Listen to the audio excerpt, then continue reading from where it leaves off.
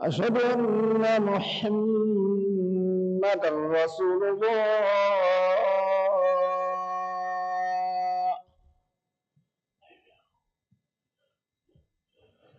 حي على الصلاة.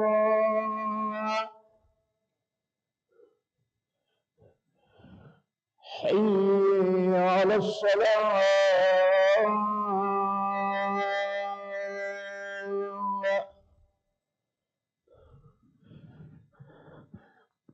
حي على الفلاح.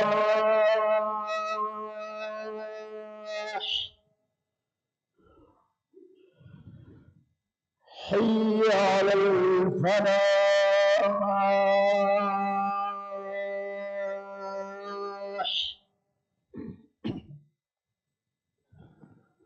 الله أكبر الله أكبر. لا إله إلا الله.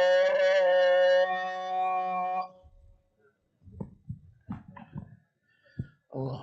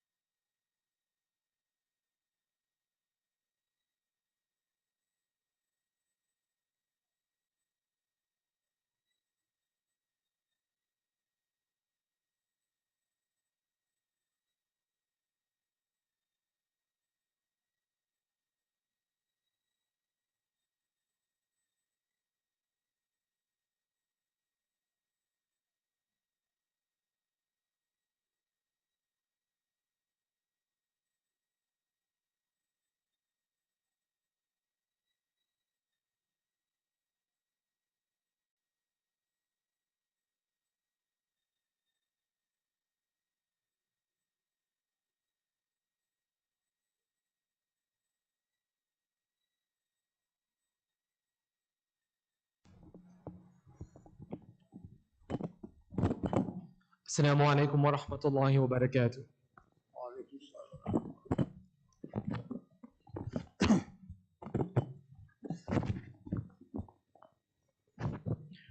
الله أكبر الله أكبر الله أكبر الله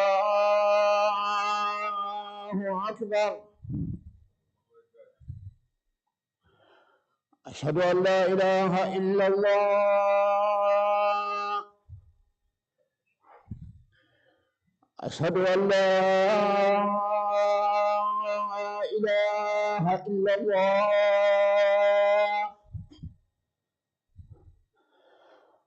أشهد أن محمدًا رسول الله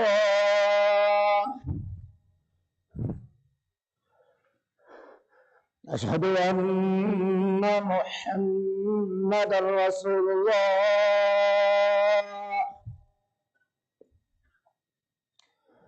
حي على الصلاة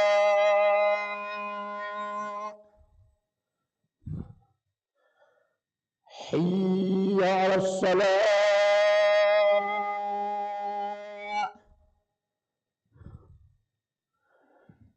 حي على الفلاح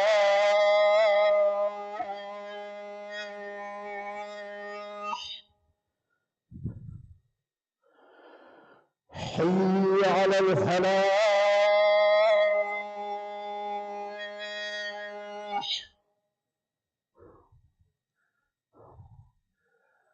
الله أكبر الله أكبر لا إله إلا الله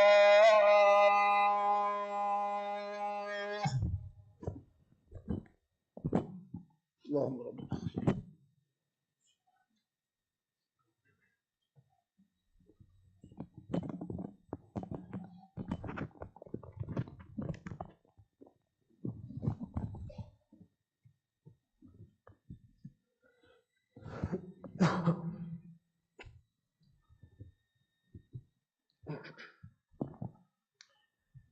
إن الحمد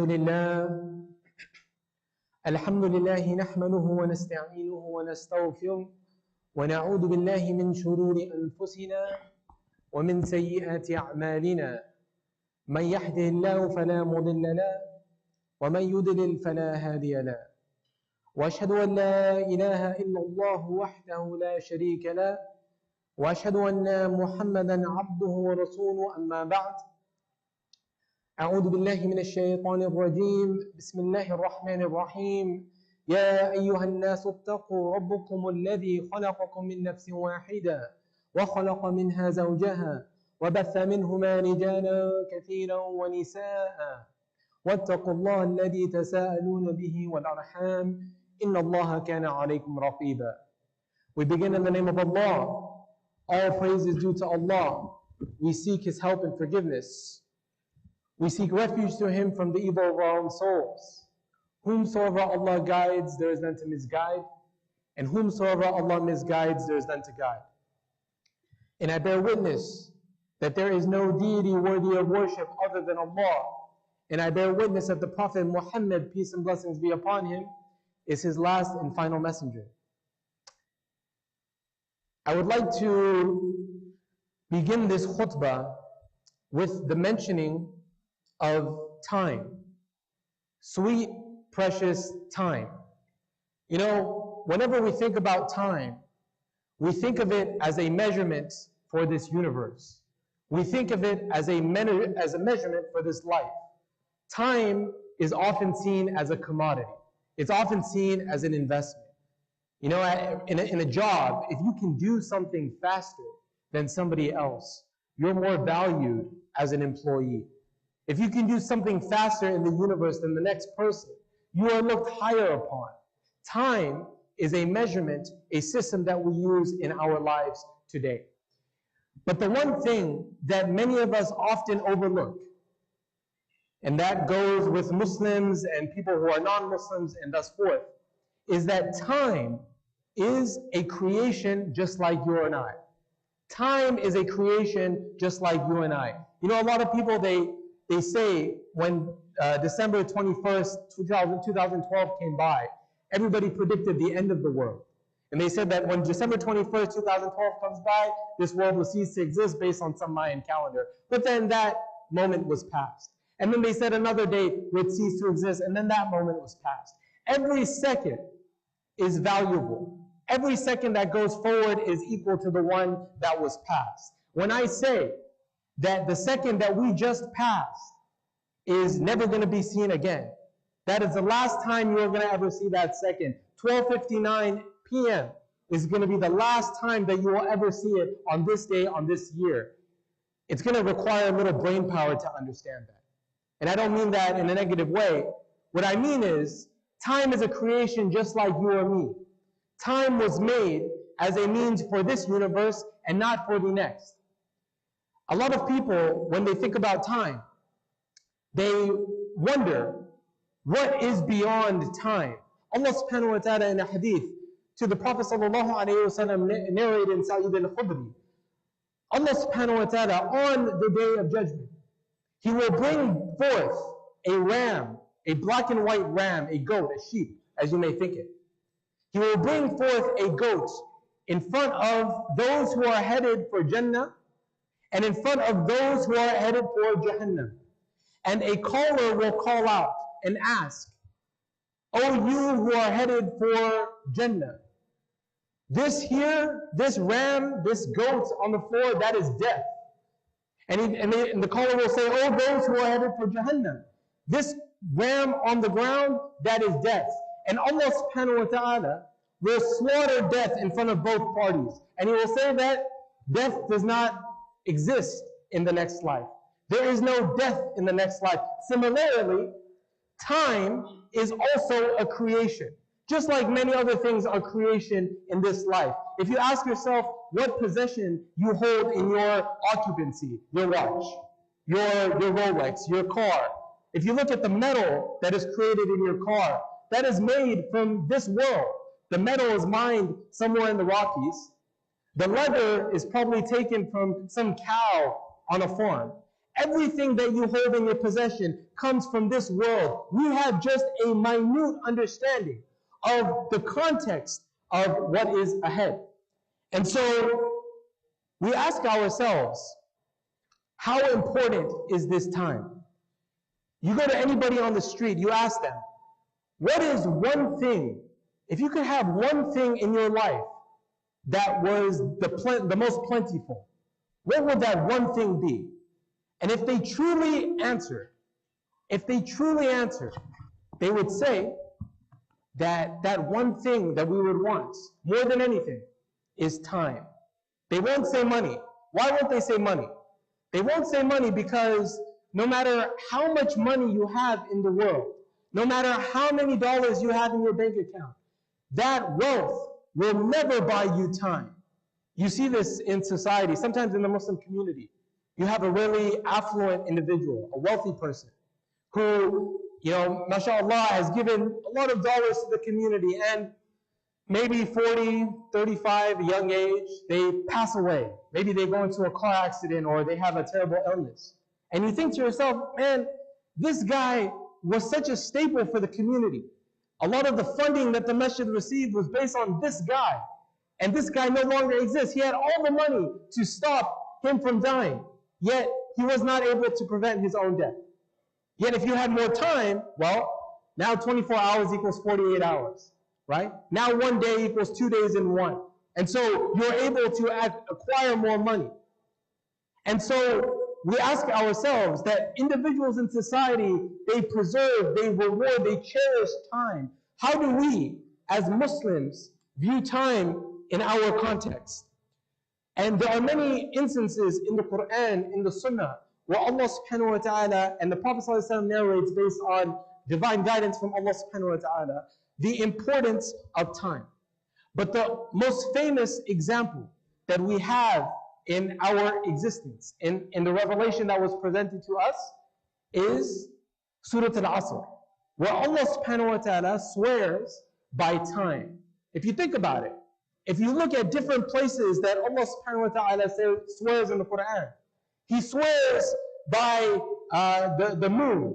He swears by time. He swears by celestial objects. Why does He not swear by you or I, or things that you see on the street, or anything else that is moving in the atmosphere? He doesn't. Because these celestial objects, they represent some appearance of truth. When the sun rose today, I guarantee you we can discuss and we can argue if the sun will rise tomorrow, and 100% we will come to the conclusion that the sun will rise tomorrow, and the sun will rise on the next day after that. The sun never fails to meet its schedule. It will always rise whenever it is asked to rise. You and I, sometimes maybe for Fajr, maybe we don't rise in the morning for our Fajr prayer. Maybe sometimes we don't rise for our Dhuhr prayer, or we don't come to the Masjid for Jumah because we're at work and our boss says, hey, you got a deadline, you got a meeting that you gotta make. Say, man, I think Jum'ah probably today we won't be able to do it. Maybe next week, right? The sun, the sun doesn't have any breaks. The sun rises when it's asked to rise. Allah subhanahu wa ta'ala swears upon the sun. He swears upon these worldly objects. And only He is allowed to swear. We cannot swear. The Prophet sallallahu alaihi wasallam says that if you are to swear, only do it upon Allah subhanahu wa ta'ala if you are truthful. Don't go swear upon different things that you think are out there. I swear upon my mom, I swear on my... No. If you are truthful, swear upon Allah. But Allah subhanahu wa ta'ala has the means to swear by whatever He wants. And in this surah, He is swearing by the dwindling time. The dwindling time. Wal asr. The dwindling time. We see that Allah subhanahu wa ta'ala, He doesn't swear by just any time. He swears by the dwindling time, the time that is passing by. If you look at the positioning of Asr prayer in the sequence of prayers throughout the day, you will see that Asr prayer is towards the end of the day, where Maghrib is soon to happen, and then the night will appear. Allah subhanahu wa ta'ala by default in this verse is saying, flash, red alert, wal asr. Your time is dwindling. Your time is dwindling. In Surah Al-Mulk, Allah subhanahu wa ta'ala says, الَّذِينَ خَلَقَ الْمَوْتَ وَالْحَيَاةَ لِيَبْلُوَكُمْ أَيُّكُمْ أَحْسَنُ عَمَلًا وَهُوَ الْعَزِيزُ الْغَفُورُ. That we have given death and life as a means to test you. And if you look at the arrangement of how Allah subhanahu wa ta'ala presents both death and life, He presents death first before He does life. Why? Because when we are born, we are not born with a birth certificate. We are born with a death certificate. Meaning, there is a time allotted for each and every one of us that we will meet our final abode. And you guys all know this, because I know you have seen this out in the community. That the graveyard, it does not discriminate. The graveyard, it does not discriminate. It takes in the young, it takes in the old, it takes in the middle age. It doesn't send you a postcard when it is going to come. It doesn't do that. That's not how it works. So in this surah, in this first verse, Allah subhanahu wa ta'ala is saying, wal asr, by time, by the dwindling time. Inna al-insana lafi khusr. Surely, humanity is in loss. Surely, humanity is in loss. You know, a lot of people, they misinterpret this verse. They think that human beings by default, we are, sinners, right? We commit sins by default. That is not the interpretation. That is the Christian interpretation. If you look at Christianity, their belief system is based on the fact that when human beings are born, you are born into sin, right? And you must be cleansed of this sin, right? But as Muslims, we believe that when we are born as fresh human beings. No sin upon our plate. But as we progress through life, we start to see that there are challenges in life. And that path that we were upon, that straight path that we were upon, sometimes those challenges can make us steer off the path. If you were to ask a physics major, what is the closest distance between 2 points? Any 2 points in the atmosphere, what is the closest distance? They will say, it's a straight line. It's a straight line. This is a straight line that we have to Allah subhanahu wa ta'ala, but sometimes in life, that line, it becomes a little curved. And so Allah subhanahu wa ta'ala is saying that verily you are lost. Your predisposition is to fall into loss. You need me. You need me. Ask all the people out there who think that they have a better idea of how to get closer to this contentment. They disregard Allah subhanahu wa ta'ala and they shoot for other things. There are some people who shoot for fame. They want power. That's their goal in life. And then there are some people who shoot for money. All they want is money. They want the most dollars in their bank account. And then there's some people who maybe aren't blessed with money or fame. They shoot for drugs. They want to become intoxicated because they believe that that will bring them to their goal in life, their overall purpose in life. But if you were to ask each and one of these people, ask them, sir, madam, you have explored this avenue in life. Have you reached your destination? Have you found what you were looking for? Have you reached this destination that you sought for through all this money, through all these drugs, through these houses, these mansions, these cars? Have you found what you were looking for?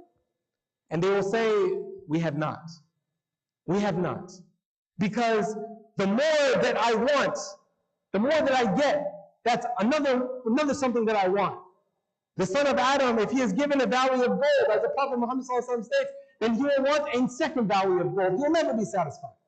So Allah subhanahu wa ta'ala is saying that you are in despair, right? إِنَّ الْإِنسَانَ لَفِي خُسْرٍ إِلَّا الَّذِينَ آمَنُوا وَعَمِلُوا الصَّالِحَاتِ وَتَوَاصَوْا بِالصَّبْرِ وَتَوَاصَوْا بِالْحَقِّ.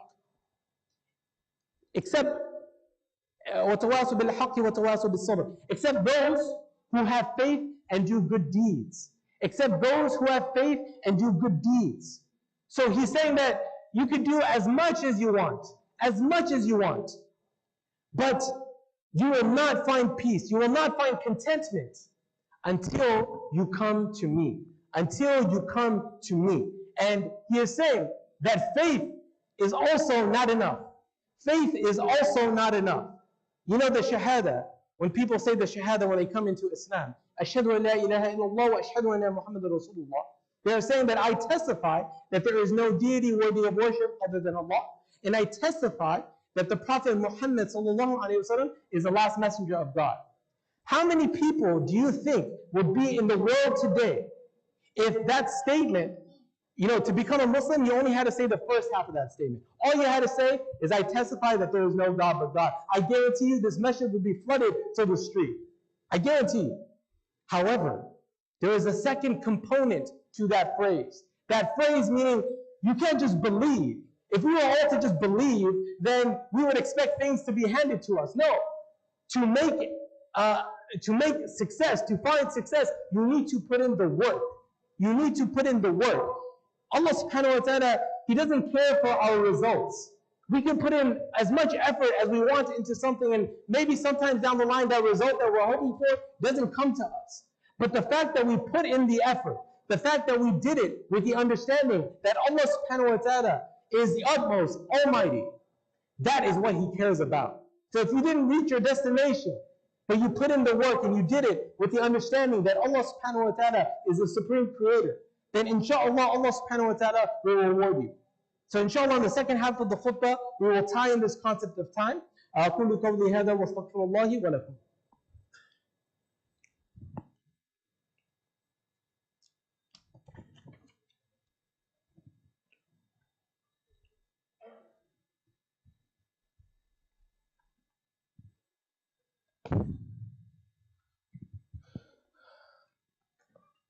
Alhamdulillahi wassalatu wassalamu ala rasulillah.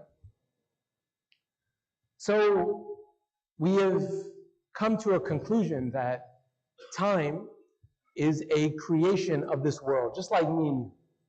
And the value of time is presented in the Quran. It's presented in the Quran, but this is not, a khutbah just to tell you what is, but it is a khutbah, inshallah, to help us know how to do, how to go into society. We have the knowledge now, alhamdulillah. We know that time is important. But how do we make use of the time that is given to us? And I have a couple of pointers, inshallah, as a reminder to myself before anybody else. The first pointer is this. we have to have right goals in mind. We have to have proper goals in mind. I think a lot of you guys, when perhaps you're in high school, maybe in your youth, you may have done things, or you may have committed some actions that perhaps you were not proud of, or things that you wouldn't have done as you grew wiser and you grew older. How many times when you committed those things would you have not committed those things if you understood that in 10 years' time, I'm going to have a job. I'm going to have a family. I'm going to have a boss. I'm going to have to work. I'm going to have to put food on the table.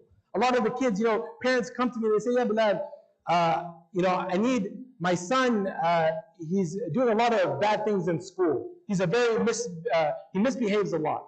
And I want to bring him to the masjid more. I want to bring him to the masjid. And alhamdulillah, may Allah subhanahu wa ta'ala bless them for that effort. But sometimes you kind of have to ask do those kids, do they have the right goals in mind?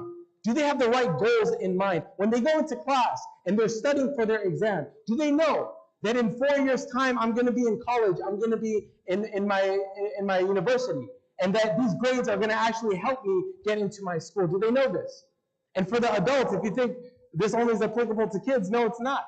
I know some of you may be in occupations, you may have a job. And I think some of us perhaps may have a 401k, right? And a retirement fund. If you ever look closely at those retirement funds, they always say, in year 2050, we project that you're going to have this much amount of money if the market is so-and-so as it is today, right? There's a projection. Have you made a projection about your life, your akhirah, your spirituality, the same way you're projecting about your finances? Have you sat down at the kitchen table and you ask yourself, in 10 years' time, is my spirituality going to be what I want it to be? What steps do I need to have to make that happen today? What steps do I need to have to make that happen today? So a life plan, planning is the best way. Number 2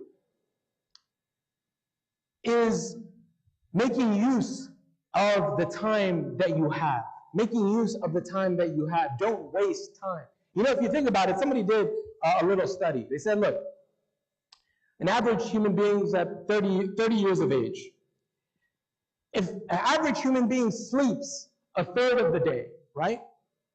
So for 30 years, that means they have slept a third of their life. So let's say 10 years is gone, just based on sleep, okay? So someone who's 30 years old, they sacrificed 10 years to sleep. Now they have 20 years left.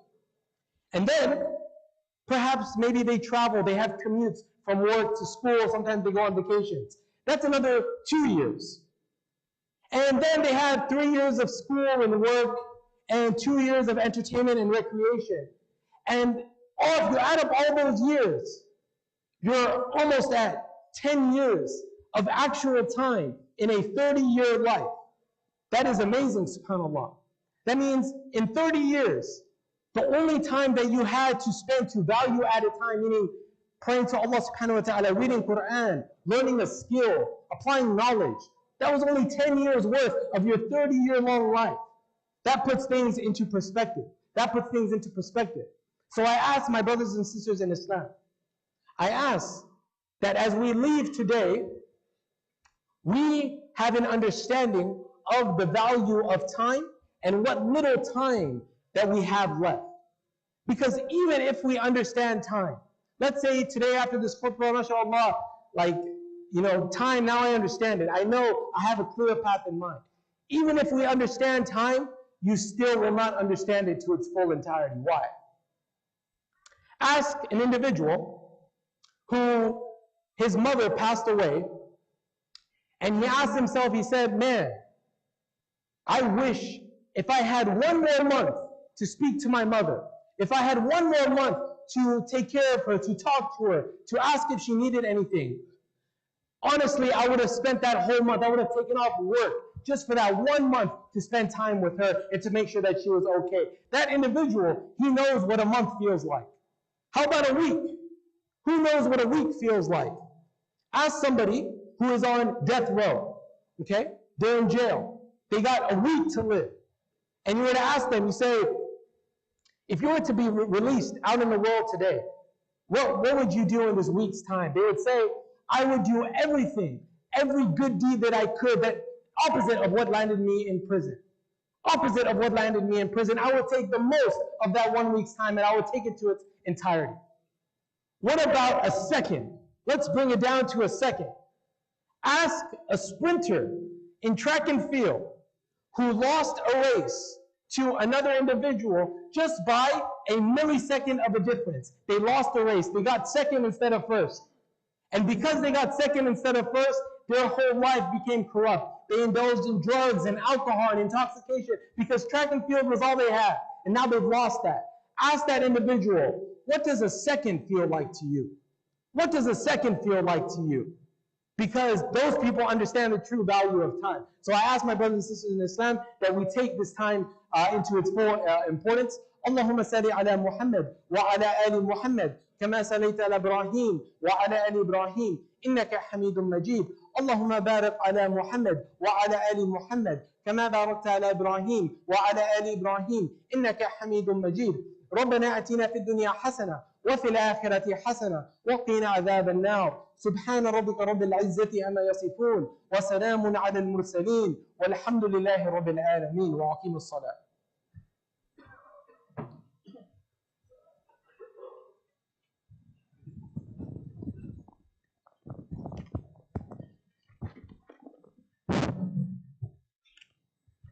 الله أكبر الله أكبر وأشهد أن لا إله إلا الله أشهد أن محمدا رسول الله. حي على الصلاة حي على الفلاح قد قامت الصلاة قد قامت الصلاة. الله أكبر الله أكبر لا إله إلا الله.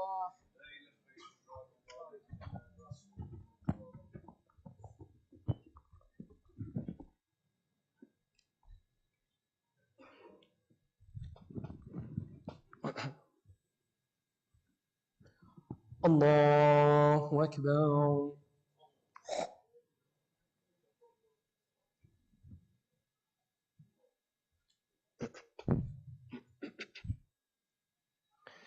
الحمد لله رب العالمين الرحمن الرحيم مالك يوم الدين إياك نعبد وإياك نستعين اهدنا الصراط المستقيم صراط الذين أنعمت عليهم غير المغضوب عليهم ولا الضالين.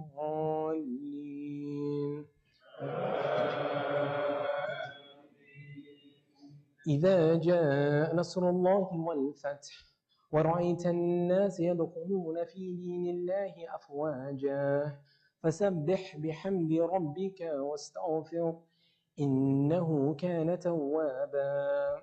الله أكبر.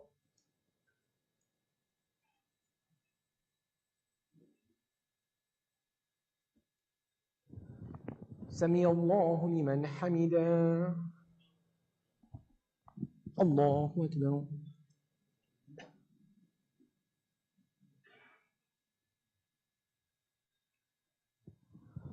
الله أكبر. الله أكبر.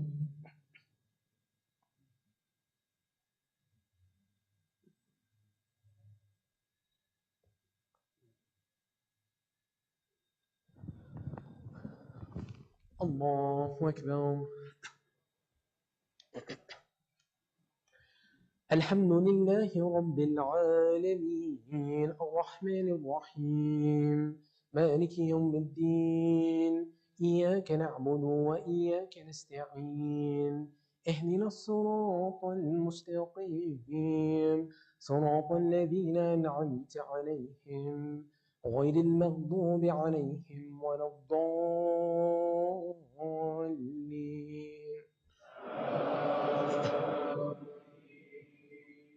قل هو الله أحد الله الصمد لم يلد ولم يولد ولم يكن له كفوا أحد.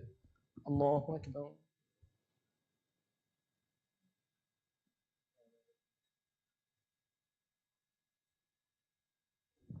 سمع الله لمن حمده. الله أكبر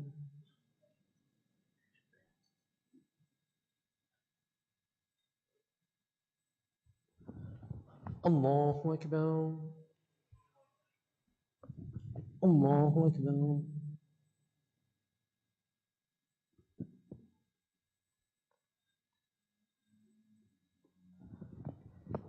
الله أكبر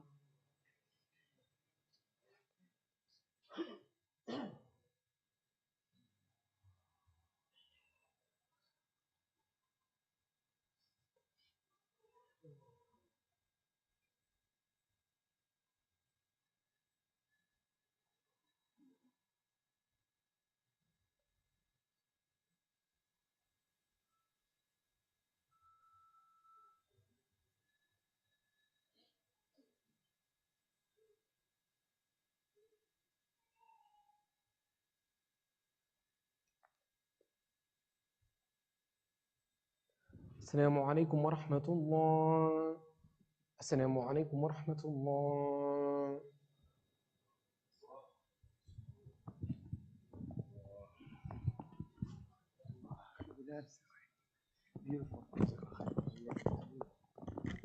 Assalamu alaikum. Jazakallahu khairan, Brother Bilal, as he delivered an outstanding khutbah.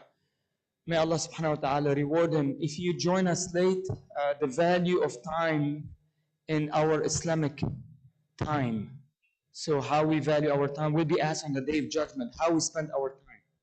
That's the topic. As you leave the masjid, please do not forget, look at the tripod. We always ask you, there's a tripod there. As you enter in the lobby, you will see the expenses the masjid has to pay, Masjid Umar. We have roughly $1,900 due upon us. Utility bills, fire department, sewer system, all these things come roughly about $1,900 total. Whatever you can afford today, may Allah reward you and bless you. I start by myself.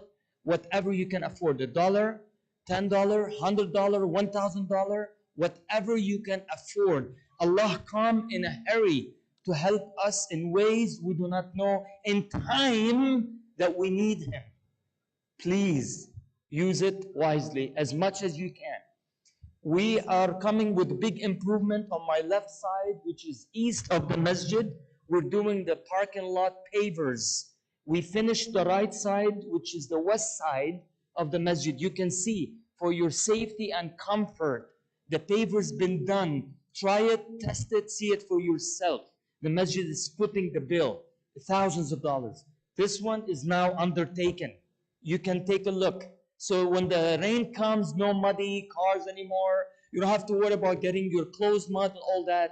But that comes with a cost.